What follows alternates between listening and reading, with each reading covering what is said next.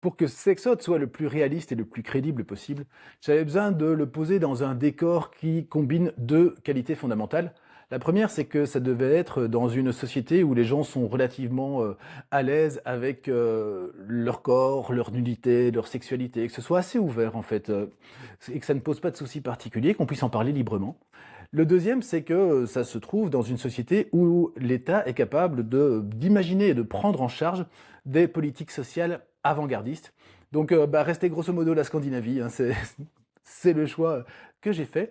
Et parmi les trois pays que je connais le plus, le Danemark, la Finlande et la Suède, je me suis posé sur la Suède qui, je trouve, combinait pas mal de ses avantages, en plus du fait d'être dans une région que, perso, j'adore, avec des noms que je trouve claqués vraiment bien.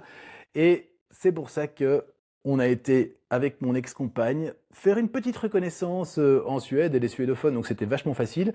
Et reconnaître aussi la banlieue de Stockholm et la banlieue Kossu. C'est pour ça que l'intrigue spécifique du livre se passe à Djursholm et que l'enquête est confiée au commissariat de Täby, qui est le commissariat qui gère Djursholm.